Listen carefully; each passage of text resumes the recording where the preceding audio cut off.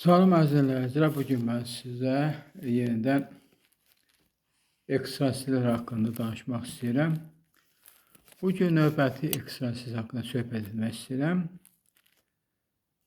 Bugünkü ekstrasensimiz Nostradamus'dur. Xahiş edirəm, qulaq asın. Nostradamus əsl adı Michel de Nostradam. Tarixdə ən məşhur kahin və astroloqlardan biri hesab olunur. O 14 dekabr 1503-cü ildə Fransanın Saint-Rémy de Provence şəhərində anadan olmuş. 2 iyul 1566-cı ildə vəfat etmişdir.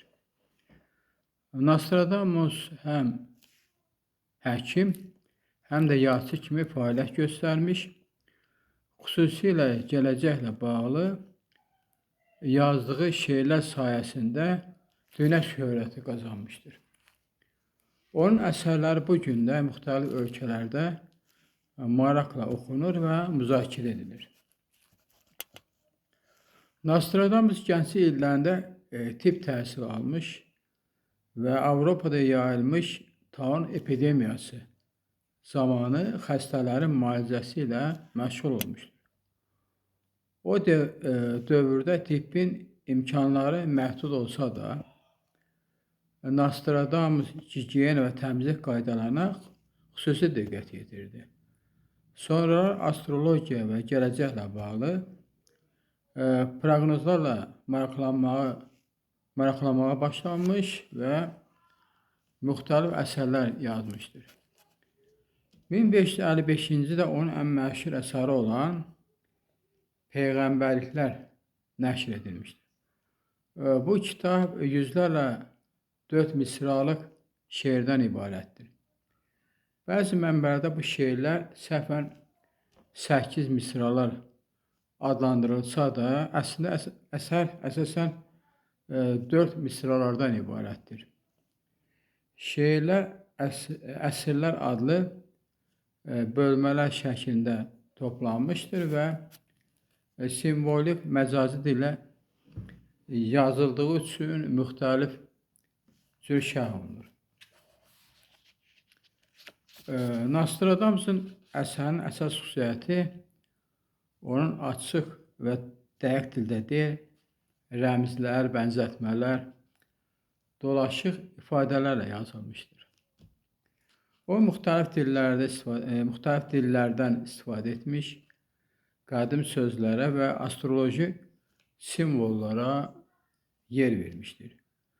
Bu səbəbdən onun şeirlərini müxtəlif insanlar fərqli şəkildə izah edirlər.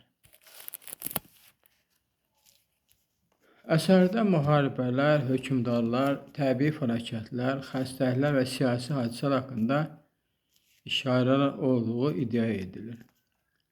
Lakin bu mətnlər konkret tarix və adlar göstərmədiyi üçün onları müxtəlif dövrlərdə baş vermiş hadisələrə uyğunlaşdırmaq mümkündür.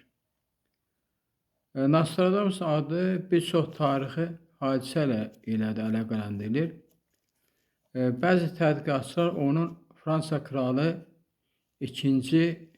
Henrinin ölümünü, Fransa inqilabını, Napolyon Bonapartın yüksəlişini və Adolf Hitlerin hakimiyyətə gəlməsini əvvəlcədən xəbər verdiyini iddia edirlər. Həmçinin bəzi insanlar onun dünya müharibələri və böyük təbii fəlakətlərə belə deyək ki, fəlakətlər haqqında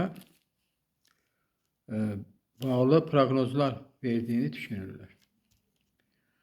Lakin bu iddianın əksəriyyəti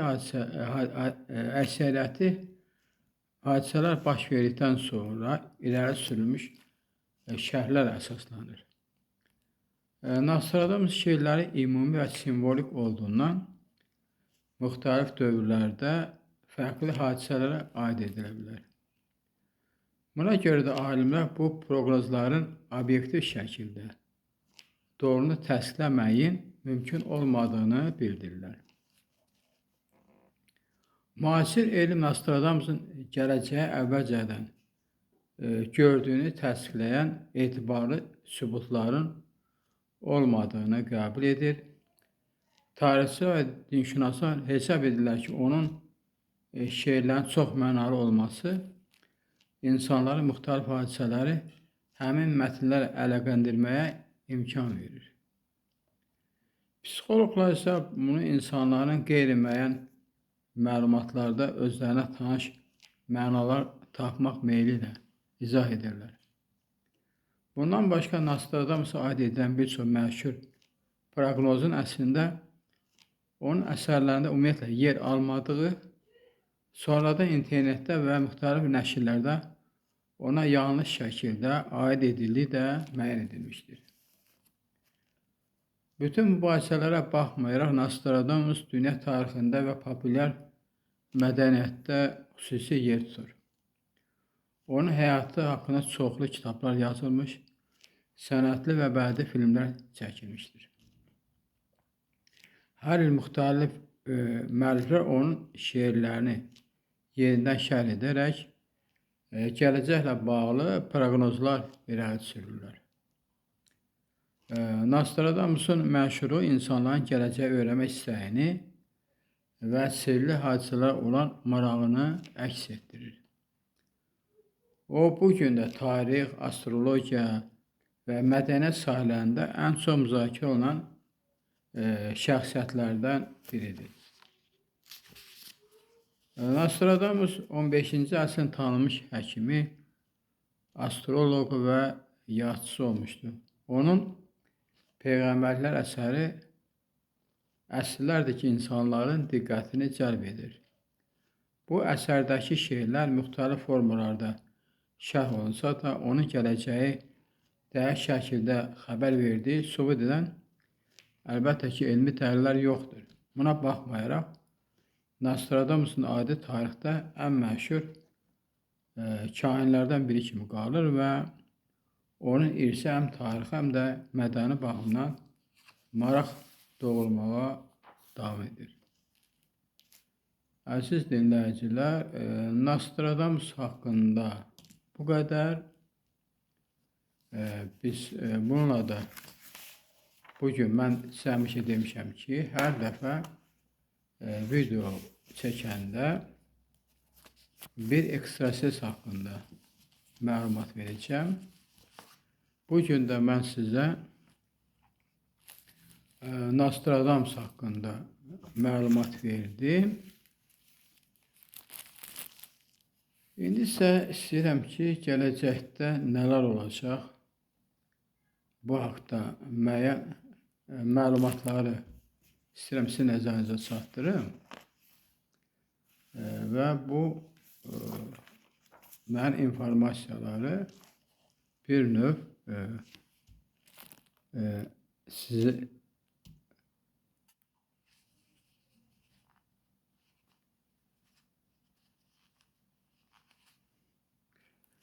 bugün istəyirəm ki, gələcəkdə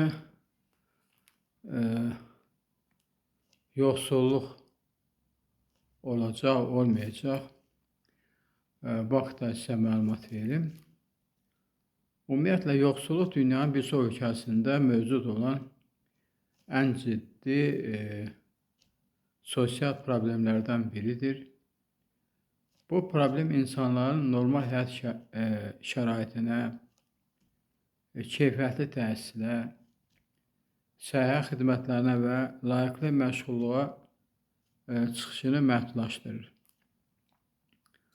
Yoxsulluq təkcə maddi çətinlik deyil, həm də insanların inkişaf imkanlarını azaldan mühüm bir amildir. Buna görə də gələcəkdə yoxsulun aradan qaldırılması bəşəriyyətin əsas məqsədlərindən biri olmuşdur. Yoxsulun yaranmasının müxtəlif səbəbləri vardır. İşsizlik, təhsil imkanlarının məhdudluğu, iqtisadi böhranlar, təbii fəlakətlər və sosial bərabərsizliyin artması insanların maddi vəziyyətinə mənfi təsir göstərir. Bəzi bölgələrdə infrastrukturun zəif inkişafı və resurslardan səmərəli istifadə edilməməsi də yoxsulluğun davam etməsinə səbəb olur. Bu problemin həlli üçün dövlətlərin, beynəlxalq təşkilatların və cəmiyyətin birgə fəaliyyəti vacibdir.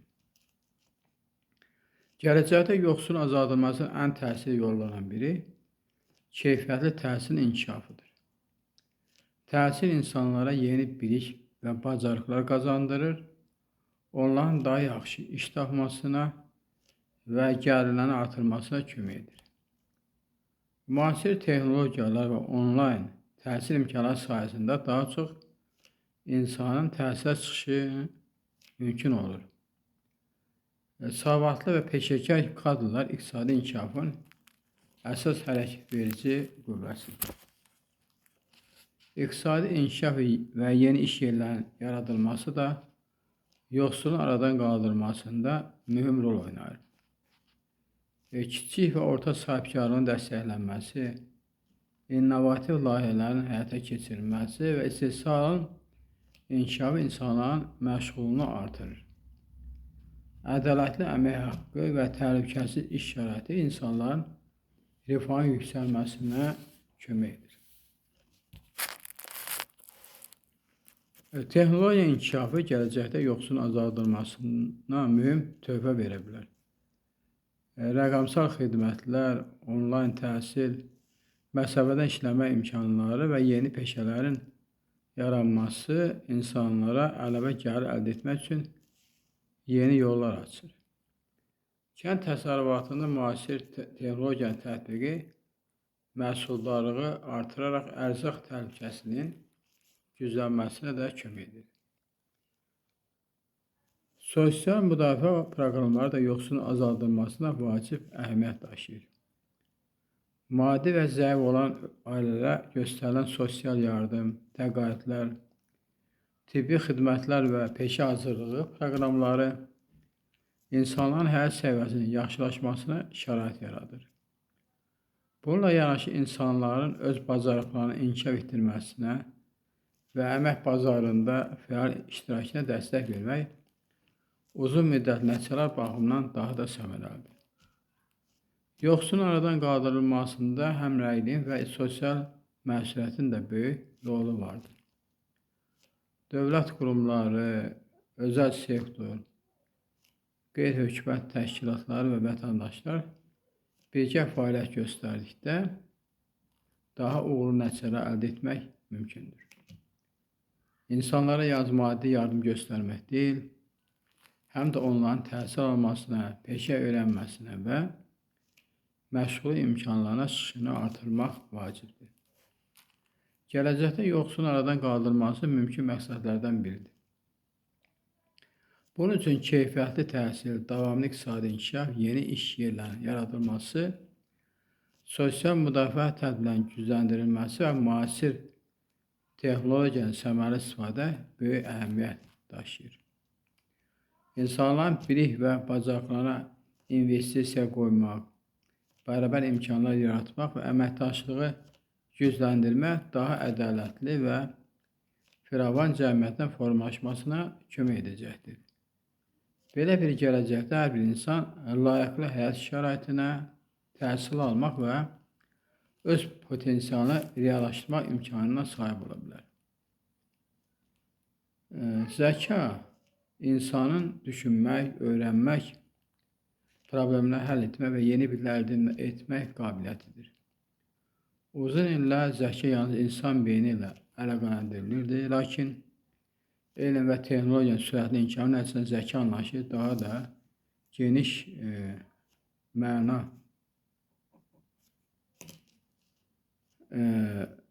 qazanmışdır. Bugün süni intellekt, kollektiv zəka, emosional zəka kimi yeni anlayışlar cəmiyyətin inkişafında mühüm rol oynayır. Gələcəkdə zəkanın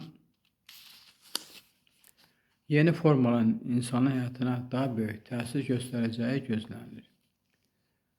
və ən çox müzakirə olunan yeni zəka formalarından biri süni intellektdir. Süni intellekt insan düşüncəsini müəyyən dərəcədə təqlid edə bilən proqram və sistemdən ibarətdir. O böyük həcmdə məlumatı qısa müddətdə emal edir, nümunələri müəyyənləşdirir və müxtəlif sahələrdə qərarların qəbuluna kömək edir. Bu texnologiya səhiyyə, təhsil, sənaye, kənd təsərrüfatı və nəqliyyat kimi sahələrdə geniş tətbiq olunur. Süni intellekt insanların işini asanlaşdırır və bir çox mürəkkəb proseslərin daha səmərəli yerinə yetirilməsinə imkan yaradır. Bununla yanaşı emosional zəka da müasir dünyada böyük əhəmiyyət kəsb edir. Emosional zəka insan öz hisslərini və başqalarının duyğularını anlamaq, onları düzgün idarə etmək və sağlam münasibətlər qurmaq bacarığıdır. Uğurlu ünsiyyət, komanda işi və lider üçün emosional zəka yüksək intellekt qədər vacib hesab edilir. Gələcəyin cəmiyyətində texniki biliklər yanaşı, empatiya, əməkdaşlıq və qarşılıqlı hörmət kimi keyfiyyətlər də böyük əhəmiyyət daşıyacaq. Kollektiv zəka da zəkanın yeni formalarından biridir. Bu anlayış insanların bilik və təcrübələrini birləşdirərək daha səmərəli nəticələr əldə etməsini ifadə edir. İnternet və rəqəmsal platformalar sayəsində dünyanın müxtəlif yerlərində yaşayan insanlar birlikdə layihələr hazırlayır, elmi araşdırmalar aparır və mürəkkəb problemlərə həll yolları tapırlar. Fərqli baxışların bir araya gətirilməsi də daha yaradıcı, faydalı ideyaların yaranmasına şərait yaradır. Elm adamları gələcəkdə insan beyni ilə texnologiya arasında əlaqəni daha da inkişaf edəcəyini düşünürlər. Yeni cihazlar və müasir tibbi texnologiyalar bəzi xəstəliklər müalicəsində, ünsiyyət imkanlarının artırılmasında və öyrənmə prosesinin təkmilləşdirilməsində istifadə oluna bilər. Lakin belə yeniliklər tətbiq edilərkən təhlükəsizlik, şəxsi məlumatların qorunması və etik prinsiplərə riayət olunması vacibdir. Zəkanın yeni formaları təhsil sisteminə də təsir göstərir. Gələcək məktəblərində şagirdlər yalnız məlumat əzbərləmək deyil, tənqidi düşünmə, yaradıcı problemi həll etmə, rəqəmsal bacarıqların inkişafı öyrədiləcək. Müəllimlər və texnologiyalar birlikdə çalışaraq daha səmərəli tədris mühiti yaradacaqlar. Bu yanaşma insanların dəyişən dünyaya daha yaxşı uyğunlaşmasına kömək edəcəkdir. Bununla yanaşı zəkanın yeni formaların inkişafı ilə yanaşı insanın mənəvi dəyərləri də qorunmalıdır. Heç bir texnologiya insanın vicdanını, mərhəmətini, yaradıcılığını və məsuliyyət hissini tam əvəz edə bilməz. Buna görə texnoloji inkişaf insanın rifahına xidmət etməli və cəmiyyətin ümumi mənafeyini nəzərə almalıdır. Zəkanın yeni formaları gələcəyin inkişafında mühüm rol oynayacaq. Süni intellekt, emosional zəka və kollektiv zəka insanların həyatını daha rahat və səmərəli edə bilər. Lakin bu imkanlardan düzgün istifadə etmək, etik prinsiplərə riayət etmək və insan dəyərlərini qorumaq vacibdir. Elm və texnologiya inkişafı ilə yanaşı insan düşünmə qabiliyyəti, yaradıcılıq və mənəvi keyfiyyətləri də gələcəyin uğurunun əsas amilləri olaraq qalacaq. Şəxsiyyət insan xarakterini, düşüncə tərzini, davranışını, mənəvi dəyərlərini və cəmiyyətdəki mövqeyini ifadə edən bir anlayışdır. Hər bir insan özünə məxsus xüsusiyyətlərə malikdir və bu xüsusiyyətlər onu başqalarından fərqləndirir. Müasir dövrdə elm, texnologiya və cəmiyyət sürətlə dəyişdikcə şəxsiyyətin anlayışı da yeni bir məna qazanır. Gələcəkdə insanların bilik səviyyəsi, bacarıqları və dəyərlərlə yanaşı Dəyişən dünyaya uyğunlaşmaq qabiliyyəti də şəxsiyyətin əsas göstəricilərindən biri olacaq. Texnoloji inkişafı insanın həyat tərzinə böyük təsir göstərir. Süni intellekt, internet və rəqəmsal platformalar insanların ünsiyyət formasını işləmək və öyrənmək üsullarını dəyişdirir. Gələcəkdə şəxsiyyət yalnız əldə olunan biliklə deyil, həm də məlumatı düzgün təhlil etmək, yaradıcı düşünmək və problemlərə fərqli yanaşmaq bacarıqla qiymətləndiriləcək. Və burada insan daim öyrənən və yenilərə açıq olan bir şəxs kimi formalaşacaq. Gələcəyin şəxsiyyəti yüksək mənəvi keyfiyyətlərə malik olmalıdır. Dürüstlük, məsuliyyət, ədalət, mərhəmət və qarşılıq hörmət hər zaman cəmiyyətin əsas dəyərləri olacaq. Texnologiya nə qədər inkişaf etsə də insanın vicdanı, empatiya hissi, başqalarına qarşı-qarşıkeş münasibəti onun ən vacib xüsusiyyəti olaraq qalacaq. Bu keyfiyyətlər insanların sağlam münasibətlər qurmasına və cəmiyyətin inkişafına töhfə verməsinə kömək edəcək. Qloballaşan dünyada müxtəlif xalqlar və mədəniyyətlər arasında əlaqələr daha da genişlənir. Buna görə gələcəyin şəxsiyyəti fərqli fikirlərə və mədəniyyətlərə hörmət etməyə bacarmalıdır. Tolerantlıq, əməkdaşlıq və qarşılıqlı anlaşma insanların birgə yaşaması üçün vacib şərtdir. Müxtəlif baxışlara açıq olmaq insanların dünya görüşünü zənginləşdirir və onu daha çevik düşünən şəxsiyyətə çevirir. Təhsil gələcəyin şəxsiyyətin formalaşmasında əsas rol oynayacaq. Məktəblər və universitetlər yalnız bilik verməklə kifayətlənməyəcək, həm də tənqidi düşünmə, yaradıcı yanaşma, ünsiyyət və komanda işləmək bacarıqlarını inkişaf etdirəcəklər. İnsan ömrü boyu öyrənməyə hazır olmalı, yeni bilik və bacarıqlar qazanaraq dəyişən şəraitə uyğunlaşmalıdır. Gələcəkdə ekoloji məsuliyyət şəxsiyyət anlayışının mühüm hissəsinə çevriləcək.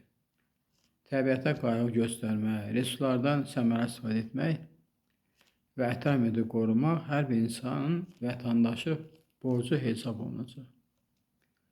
Şəxsiyyət yalnız öz maraqlarını deyil, cəmiyyətin və gələcək nəsillərin mənafeyini də nəzərə almalıdır. Müasir dövrdə informasiya çox sürətlə bilirsiniz ki, yayılır. Buna görə də gələcəyin şəxsiyyəti doğru və yanlış məlumatı ayırd etməli, tənqid düşünməyi və məsuliyyətli qərarlar verməyi bacarmalıdır. Rəqəmsal savadlıq, etik davranış və informasiya təhlükəsizliyi də şəxsiyyətin vacib xüsusiyyətləri sırasında yer alacaq. Gələcəkdə şəxsiyyət anlayışı daha geniş və çox şaxəli məna daşıyacaq.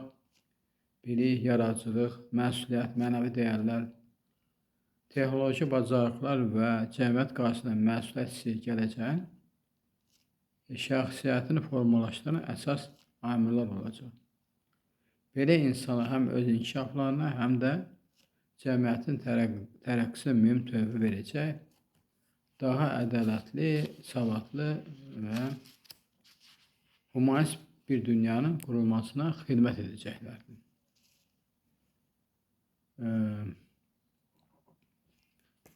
Zaman məfhumu haqqında fikir söyləmək istəyirəm. Zaman insan həyatının ən dəyərli və əvəz olmaz anlayışlarından biridir. İnsan dünyaya gəldiyindən etibarən zamanla birlikdə yaşayır, böyüyür, öyrənir, çalışır və inkişaf edir. Zaman geri qaytarmaq və ya dayandırmaq mümkün deyil zamanı. Buna baxmayaraq insanlar zamanı fərqli şəkildə hiss edir və qiymətləndirir. Məhz bu fərqli insan və zaman paradoksu anlayışını meydana gətirir. Paradoks odur ki, hər bir insana sutkada eyni 24 saat vaxt verilir. Lakin bəziləri bu vaxtdan səmərəli istifadə edərək böyük uğurlar qazanır, digərləri isə vaxtın azlığından şikayət edir və məqsədlərinə çata bilmirlər. Deməli, əsas məsələ zamanın miqdarı deyil, ondan necə istifadə edilməsidir. Vaxtı düzgün planlaşdırma insanın həm şəxsi, həm də peşəkar inkişafında mühüm rol oynayır. İnsan həyatı müxtəlif dövrlər zamanı fərqli hiss edir. Uşaqlıqda günlər uzun görünür, çünki hər gün yeni hadisələr və kəşflərlə dolu olur. Yaş artdıqca isə insanlar vaxtın daha sürətlə keçdiyini düşünürlər. Bunun səbəblərindən biri gündəlik həyatın təkrarlanması və insanın daha çox məsuliyyət daşımasıdır. Buna görə də bir çox insan keçmişə baxaraq vaxt necə də tez keçdi deyə düşünür. Texnologiyanın inkişafı zamanı anlayışına da təsir göstərmişdir. Müasir dövrdə insanlar bir çox işi daha qısa müddətdə yerinə yetirə bilirlər. İnternet, sürətli rabitə vasitələri və rəqəmsal texnologiyalar vaxta qənaət etməyə imkan yaradır. Lakin bununla yanaşı, sosial şəbəkələr və digər rəqəmsal platforma insanların diqqətini yayındıra və yaxud da vaxtın səmərəsiz istifadəsinə səbəb ola bilər. Bu da zaman paradoksunun başqa bir tərəfidir. Texnologiya vaxta qənaət etsə də, bəzən insanların daha çox vaxt itirməsinə gətirib çıxarır. Zamanın dəyər insanın məqsədləri ilə də sıx bağlıdır. Məqsədi olan insanlar vaxtlarını daha planlı keçirir. Hər gün yeni bilik və bacarıqlar qazanmağa çalışırlar. Məqsədsiz həyat isə vaxtın boş yerə sərf olunmasına səbəb ola bilər. Buna görə də hər bir insan öz vaxtını düzgün qiymətləndirməli, gələcəyini düşünərək hərəkət etməlidir. İnsan və zaman arasındakı əlaqə fəlsəfi baxımdan da maraqlıdır. Keçmiş artıq dəyişilə bilməz, gələcək isə hələ gəlməyib. İnsan yalnız indiki zamanı yaşayır və qərarlarını bir anda qəbul edir. Bu səbəbdən indiki anın qiymətini bilmək, hər günü faydalı işlər sərf etmək və həyatı mənalı yaşamaq böyük əhəmiyyət daşıyır. Hər bir düzgün qərar gələcəyin formalaşmasına təsir göstərir. Zaman həm də insanın müəllimidir. İnsan illər keçdikcə təcrübə qazanır, səhvlərini nəticə çıxarır və daha müdrik olur. Təcrübə göstərir ki, itirilmiş imkanları geri qaytarmaq çətindir. Buna görə də hər bir insan vaxtını dəyərləndirməli, sağlamlığına, ailəsinə, təhsilinə və şəxsi inkişafına kifayət qədər diqqət ayırmalıdır. İnsan və zaman paradoksu həyatın ən maraqlı mövzularından biridir. Hamıya eyni vaxt verilsə də, onu necə dəyərləndirilməsi hər bir insanın seçimindən asılıdır. Vaxtın qədrini bilən, onu düzgün planlaşdıran və məqsədlərinə uyğun şəkildə istifadə insanlar həm şəxsi həyatlarında, həm də cəmiyyət qarşısında daha böyük uğurlar qazana bilirlər. Buna görə zamanı ən qiymətli sərvə kimi qorumaq, hər anını mənalı yaşamaq insanın ən vacib məsələlərindən biridir. Enerji müasir dünyanın inkişafında əsas rol oynayan əsas vacib amillərdən biridir. Sənaye, nəqliyyat, kənd təsərrüfatı, məişət, texnologiya sahələrinin hamısı enerji ilə bağlıdır. İnsanlar uzun illər əsasən kömür, neft, təbii qaz kimi ənənəvi enerji mənbələrindən istifadə etmişlər. Lakin bu resurslar məhduddur və ətraf mühitə mənfi təsir göstərir. Buna görə də gələcəkdə enerji mənbələrinin daha təmiz, təhlükəsiz və bərpa olunan olması əsas məqsədlərdən biri hesab olunur. Bərpa olunan enerji mənbələrinin gələcəyin əsas istiqamətlərindən biridir. Günəş enerjisi bu sahədə ən perspektiv mənbələrdən sayılır. Günəş panelləri vasitəsilə günəş işığı elektrik enerjisine çevrilir və bu enerji həm evlərdə, həm də saniyədə istifadə olunur. Günəş enerjisi tükənməz bir resursdur və ətraf mühitə zərər vermir. Gələcəkdə texnoloji inkişafı ilə bu sayənin daha da səmərəli olacağı göstərilir. Külək enerjisi də mühüm alternativ mənbələrdən biridir. Külək turbinləri vasitəsilə küləyin hərəkət enerjisi elektrik enerjisinə çevrilir. Bu enerji növü xüsusilə dəniz sahillərində və açıq ərazilərdə daha səmərəli işləyir. Külək enerjisinin geniş istifadəsi karbon emissiyasının azalmasına və iqlim dəyişikliklərinin qarşısının alınmasına kömək edir.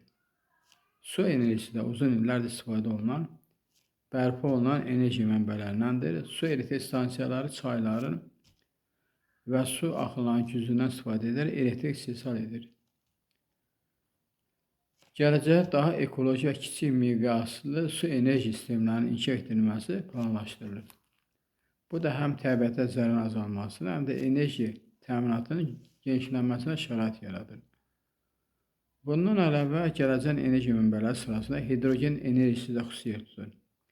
Hidrogen yanacaq kimi istifadə edildikdə, ya su buxarı əmələ gəlir, bu isə onu çox təmiz enerji mənbəyinə çevirir. Alimlər hidrogenin istehsalı və saxlanması sayəsində yeni texnologiyalar üzərində çalışırlar. Gələcəkdə hidrogen avtomobillər və sənaye üçün əsas enerji mənbələrindən biri ola bilər. Nüvə enerjisi də böyük potensiala malikdir. Nüvə stansiyaları az miqdarda yanacaq, çox böyük miqdarda enerji istehsal edə bilir.